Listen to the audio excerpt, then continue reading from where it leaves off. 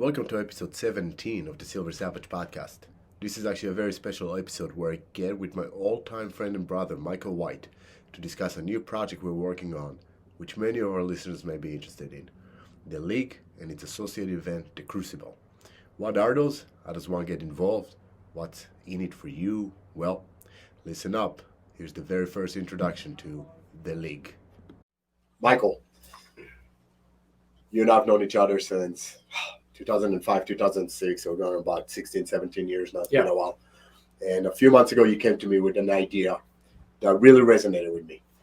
And we're not calling it the League, but for the benefit of our audience, what is the League? What got you to think about it, and why'd you come to me, and what are we trying to accomplish with it? Sure. So probably about a year ago for me, I started, I was kind of going through this phase of my life. I'm over the age of 40. And I was going through this stage in my life where I felt disconnected. In some ways, I'm at a place in my career where I feel very isolated and alone. And I was looking, I thought this was a unique thing to me. As I tend to do, as we all do, I hit the internet right away to diagnose the issue. And I found that this is actually kind of an epidemic for men over the age of 40. Feeling alone, feeling isolated, feeling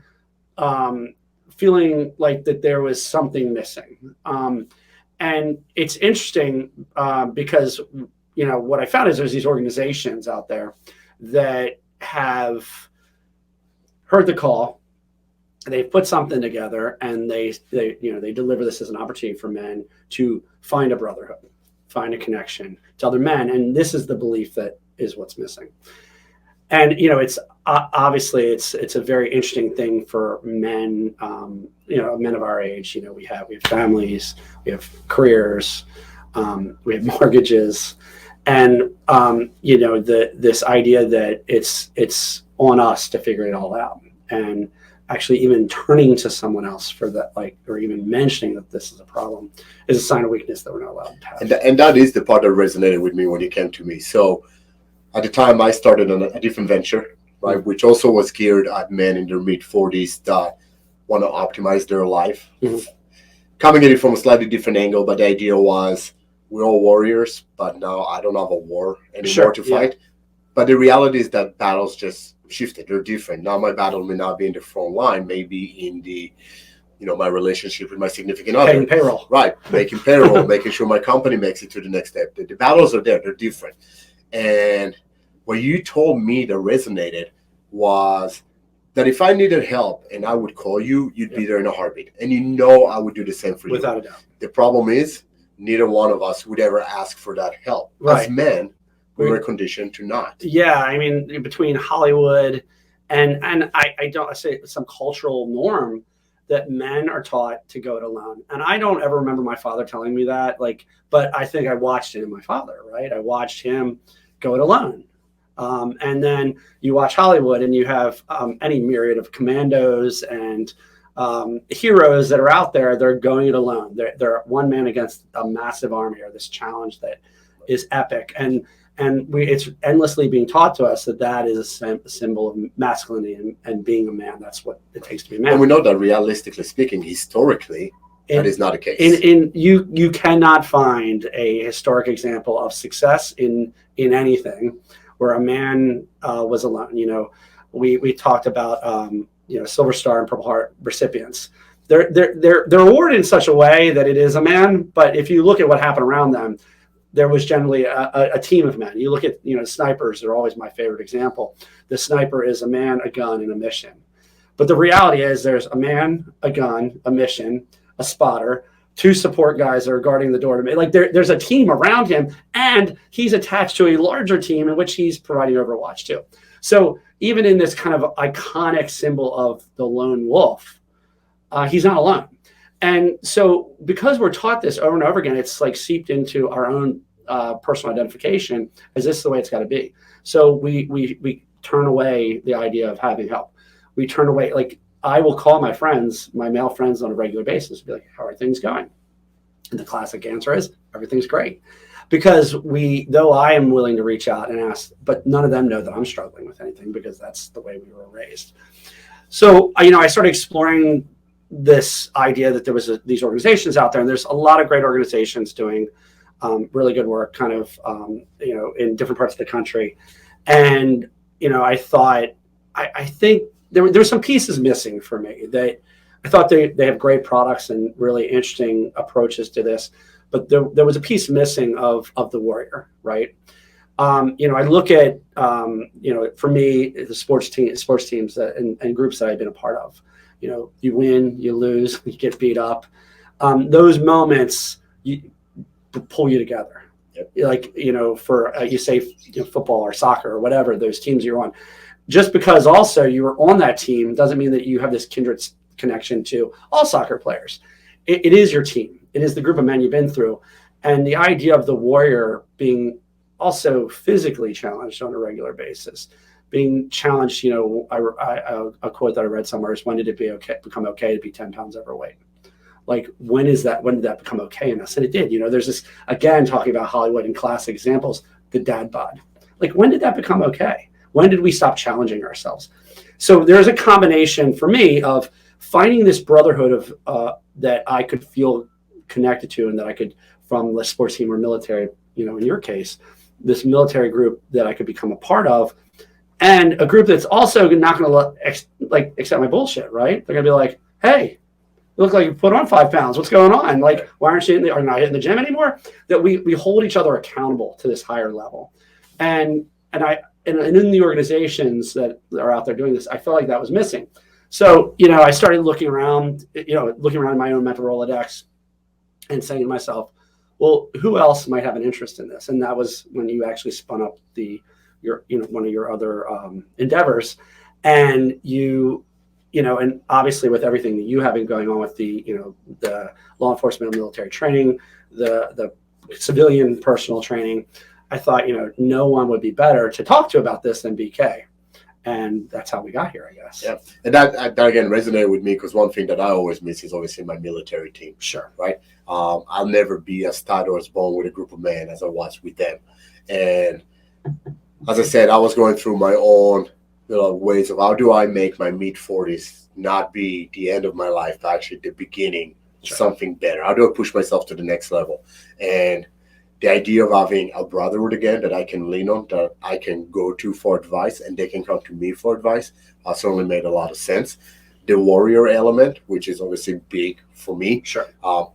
Raising another, especially nowadays, this day and age where there's so many threats out there to families, to safety, the ability to give people the skill sets to not only contribute to their community and to their professional world, but also to their own personal safety, make them better warriors. Mm-hmm. That resonated with me. So I think we were on to something that's pretty unique in that sense. Yeah. So what are people that want to join the league, right? What can they expect to get as part of being with the league? What does that mean to them? Yeah. So, I mean, there's it's interesting the way you ask that, because you say that want to join.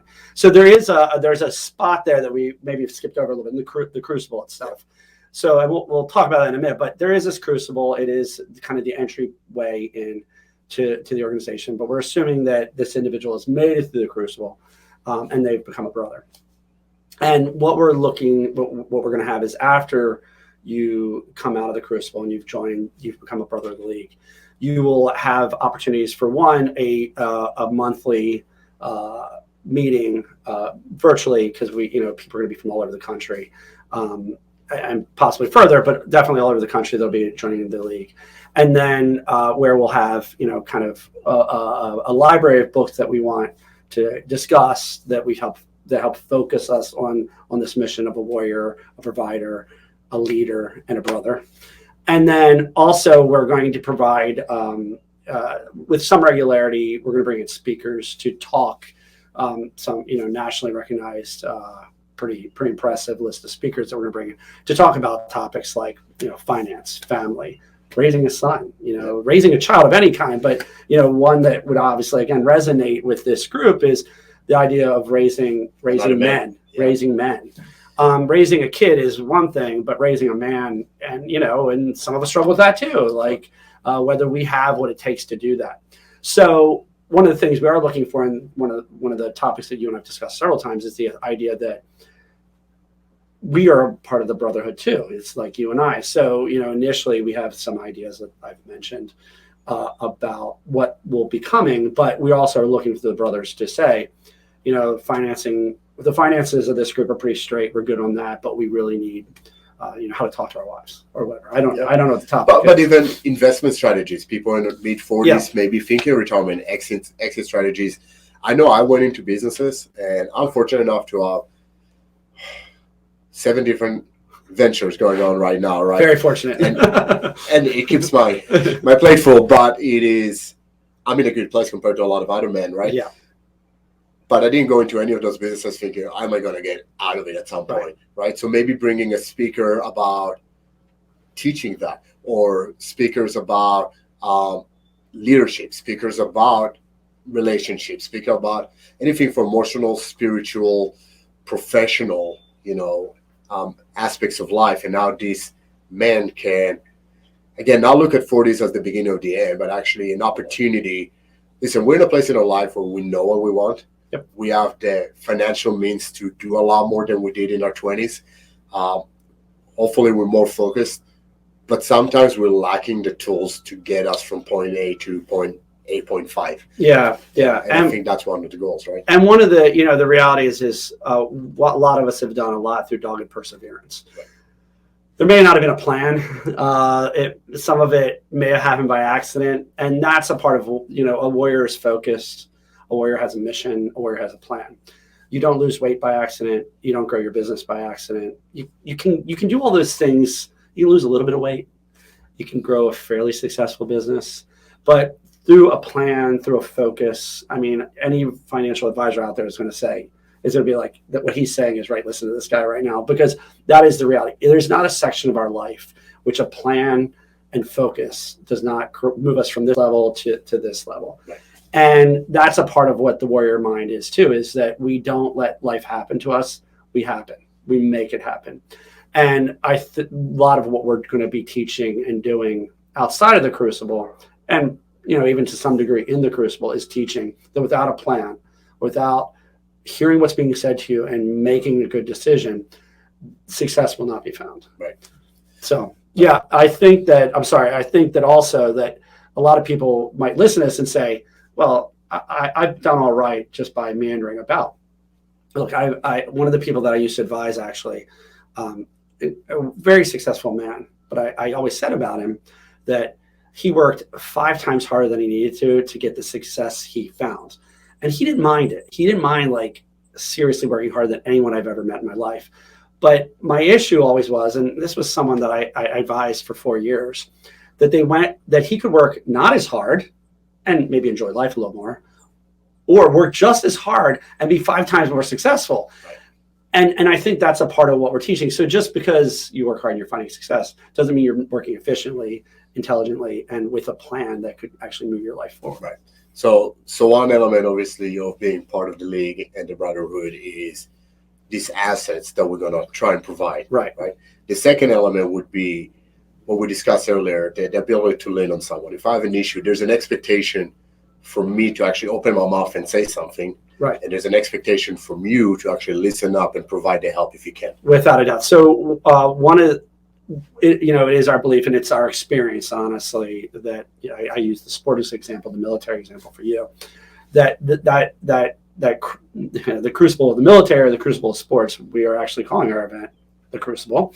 But funnily enough. Yeah, but kind of this idea that you go through something that is exceptionally hard, that challenges you, that pushes you both mentally, spiritually, and physically, that pushes you through that.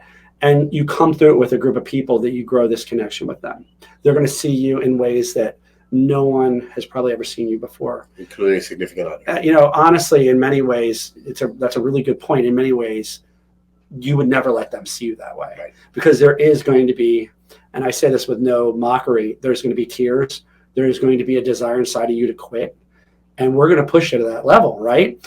And the idea that without your team, and without that thing that is inside of you that refuses to let you quit, you won't get through it.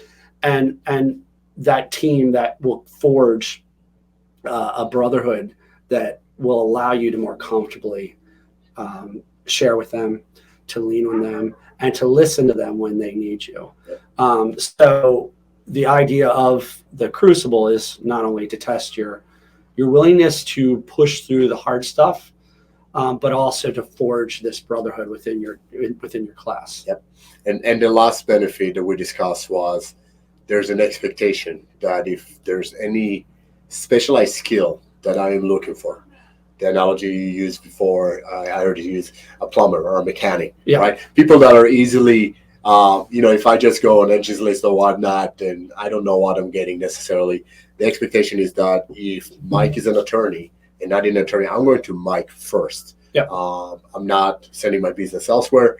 I'm going to you. I know I'm going to get the best service and representation possible, and at a fair exchange. Yeah. Right. And this isn't like the lawyer gives up his services for free to members of the brotherhood. It is, if nothing else, it's someone you can trust. You know you can trust this person, and it is expected that in your lawyer example, or the one I like to use, the mechanic, because God bless them all, they're notoriously, there's a lot of question about their honesty, but then in the brotherhood, that honesty, there's no question. Correct. Whatever they say, whatever you can trust. And it goes both ways. I can come to you for my business, and I know that you will take care of me. Doctor, lawyer, financial advisor, whatever it is. And if we don't have a brother that can provide that, we do look for the brothers to make recommendations. And obviously, anything outside of the league, it makes it a little harder to enforce this idea. But at the same time, that weight of that recommendation also rides on the brothers. Very significant. It's I'm recommending this guy. He's not a brother, but I recommend him. He's a good guy. So like even that, looking for that direction from the brothers. The lawyer being a great example. Not all lawyers do all types of law. So a lawyer that would recommend another lawyer, we would count on the brotherhood for that. So it is creating a network. It is creating a support team. It is creating this opportunity for us to be greater than we are today. Because the last piece of the brotherhood is that you won't tolerate my bullshit. Yeah. When we met, we were roommates, and I talk about when we lived together. I'd be sitting on the couch, and you'd walk in and say, "Going to the gym tonight?" And I'd be sitting there watching 2.5 Men, and you'd say, "Are you going to the gym today?" And I would say, "I don't know." You just stare at me, and I'd be like, "Okay, let me get up and get dressed." But like in many ways, that is the brotherhood, right? That is the league, that we don't allow each other to fall back to our sloth 40-year-old ways. Yeah. Because that is a part of the problem with the comfort too. We've got to a place where we have resources, we have comfort, we have homes, we have families. And we in theory, we don't need to do any of these things. We don't. We've climbed the mountain, right? But there is more mountains. Yep. And one of the things you said, this isn't the end. This actually, if nothing else, because of all those things, we can do better. We can do more. We can push. And the league will require that of you. And this will differentiate the people that are in the league from other people in our demographic, right? Without doubt. The people that make it through the Crucible, the people that make it into the league, the people that are part of the brotherhood, already tells you these people want more out of life. They want that growth, right? That growth doesn't stop just because they turn 40, 45, 50, right? There's still plenty of opportunities, and that is the type of mentality that we want to foster. Yeah. So I want to take a second for our audience to kind of learn a little bit about us. What makes us so unique, so special that we can come up with a concept like the league and say, we're going to make it better than everybody else out there. Yeah. Which we will. Yeah. I mean, first is that we like the bare minimum, right? Is that we're both over the age of 40. And, this idea of what we want from this resonates with us, that we want to create this brotherhood. So in many ways, what we are creating is what we desire, what we need, and creating a brotherhood of men that also help us. We help them, and they help us. We are a part of this brotherhood. But I think more to the question of what you're asking is, so I've spent my career. I was early in my career. I was a marketing communications professional that directed businesses from all over North America, home builders, people that sold cars, people that sold wine, on how to take their banks, how to take their organization to the next level. So a lot of these organizations had marketing teams, had communications teams, and many of the things that I've been accused of is one of the things I'm an agitator. Yes, I'm you a are. disruptor. And in my career, that has been kind of what I do. I'm brought into organizations. I take a look at what the struggles are they having from the standpoint. And honestly, Mark, at this point in my career, marketing and communications is a lot of financial making bad financial choices in your career. That's not a marketing communications thing, but a lot of everything else I have found can be resolved with some intelligent direction. So at that point in my career, I was dealing, like I said, with those types of businesses, large and small. And then I went on to work for the Maryland state government, where I was advising secretaries, at cabinet level secretaries, and at some points the governor himself on policy, on programs that they were launching in the state.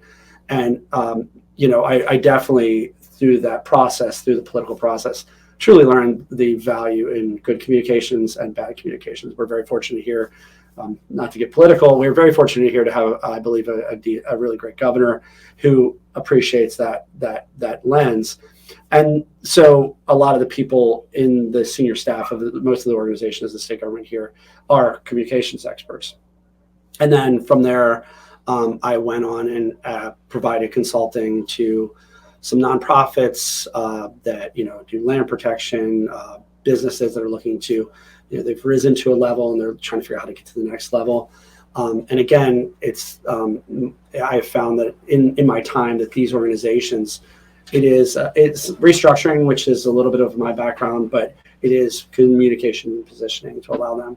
So I've advised everyone from the governor to small nonprofits that have about 3 people. And a lot of my ability to be disruptive, to say the things that are hard to say. I just recently had a friend say to me, how do you do that and not worried about getting fired? And the reality is I don't. I say what has to be said. It is the value I provide in those organizations. And the value that only the members of the league and can benefit from. Yeah. And I said personally, right? So in 2007, you agitated the crap out of me and pushed me to open my first business, which now spun to multiple businesses.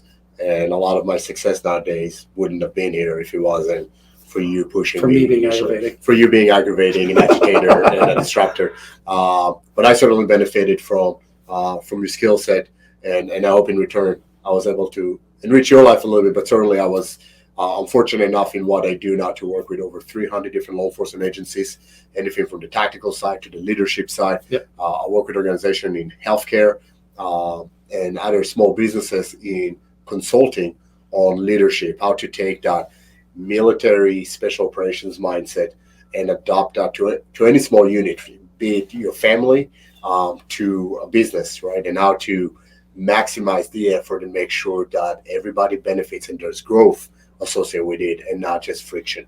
Yeah, I mean, one of the things that I think is interesting about what you do is there's law enforcement agencies all across the country that turn to you for direction.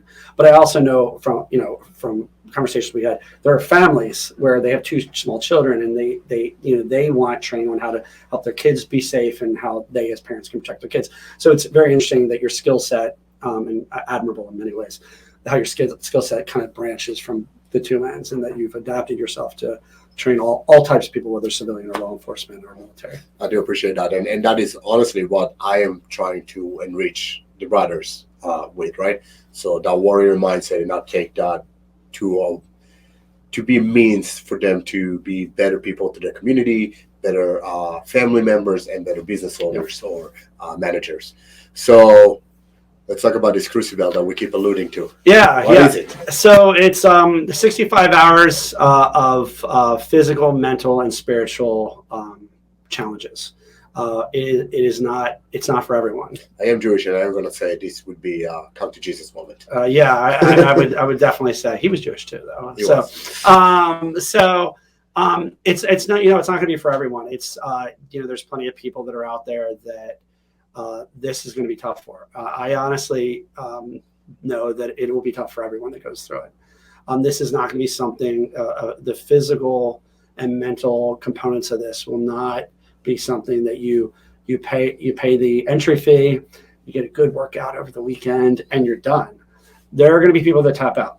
There are going to be people that don't see it to the end. The upside is that if you do, you can come back and try again. On 2 out of 3 different ways of you. Yeah, sorry. Yeah. Tapping out. So let's talk about it real quickly. It's just because we're touching on the subject. 3 ways for people to not complete or not make it through the Crucible. One is, as you said, tap out. That one, they decide that that they're not ready. Yep. They're not ready. And the purpose of the Crucible, I want to say, is, you're joining this group. And we are asking a lot of you. I'm asking a lot of every brother that joins us. I'm asking them to be a man that I can count on, that I can turn to. And the Crucible requires you not to give up on yourself. And on your brothers. And if you give up on yourself, I can't count on you when the chips are down that you're necessarily going to not give up on me. So there's a part of that in the Crucible that we need to test, that when it gets hard, when it gets real hard, that you're going to be there. And then like you said, on your brothers, because the reality is that no man, and I am quite confident in saying, Arnold Schwarzenegger, Commando Arnold Schwarzenegger, like at his best, he would have a hard time getting through this on his own. So we need the team. So there's that. So there is the tap out, that it's just too much for you. You're not ready for this. You want to come back and try again. And maybe you find it's not what you want. Yeah, it's not what you want. And that is fine. That's perfectly fine. Totally. But that automatically tells me that you are not the material. You're not what we're looking for. That we're looking for. You're not what we're looking for. And we believe that's not what the other brothers are looking for. Second way is we are going to have first responders and medical personnel on staff at the Crucible. And there'll be regular checks to just see how you're doing. Yep. And you can have a medical release, a medical tap out automatically, that in either of those cases, we will pretty much right away remove you from the group. You'll be taken somewhere else where you can kind of recover and then head out. If you have an interest in either of those in coming back, we will find a class, or whatever the next class is, it's appropriate for you, and bring you back. And to that point, from a medical personnel standpoint, just saying that the goal is not to fail anybody, but we do have the participants' best interests at heart at the end of the day. And if we see that somebody is struggling to the point that they're going to be a hindrance to the self or somebody else, then we will ask them to cycle through the next class just to make sure that they get the most benefit out of it and the group gets the most benefit out of it. Then there's the third way to tap out, and it's not exactly a tap out. So, the idea, and I think we've spoken about it several times, is that this is a brotherhood. This is a group of men that are going to lean on each other, that depend upon each other, that are going to be friends. They're going to, do a lot of things in life together. And these are people you're going to know for the rest of your life. So at the end of the Crucible, towards the end of the Crucible, before you become a brother, there's going to be a couple questions asked. But one of the questions going to be asked is there anyone in this group that you don't want to do those things I just described with? Do you not want to be a brother? Do you not want them to be a brother, rather? And you can't just put a name. You got to explain why. Yeah, and I'll say that this is, look, there's plenty of people in my life that I thought were assholes and I didn't want to do life with. But that isn't the disqualifier we're looking for. We're looking for consensus. Right. And we all know those people. We've all met them. And if we put them in this group, they would be the one that a good percentage of the men would be like, that guy. I'm going to also say the cadre is also going to probably are going to be watching for that guy's name to come up. Because the cadre will be with you throughout the whole event. You're not expected to do anything that we will not do ourselves. And we'll be evaluating all the people as we go through as well. So if we get a name that keeps popping up, we probably already know about it. We're not going to be surprised by it, I guess. And then that person will be thanked. They will be able to keep the T-shirt. And we will say best of luck for them. They will not be asked to come back. Now, with that said, that is our standard. I also am a believer of people make mistakes. So things happen and people can potentially maybe they're going to work harder than anyone that's ever gone through this ever has. I'll have to petition pretty hard to begin with. Yeah, pretty hard. And really convince us that they earned a second chance. And most likely go through the whole thing again. Oh, there's certainly one. Yeah, without a doubt, at least 2 or 3 times. Perfect. So if people want more information or they want to apply to have a chance at the Crucible and then joining the league, how do they go about it? Well, the first class will be on July 7th through the 10th in upstate Pennsylvania. You can go to thewarriorleague.com. There's an application there. You'll complete that application, and either BK or myself or one of our staff will reach out to you. You also can check us out on Instagram, LinkedIn, and Facebook. Yeah. I think we're on all of them. All of them. Yeah.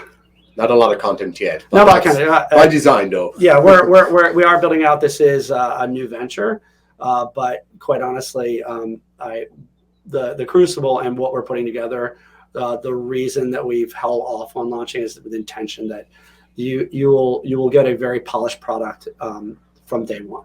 So we're very excited about it. So thewarriorleague.com, fill out the contact us form, and we'll contact you. We'll gather some more information, make sure that you meet the basic criteria to go through the Crucible, to join the league, join the brotherhood, and hopefully we'll see some of you in July.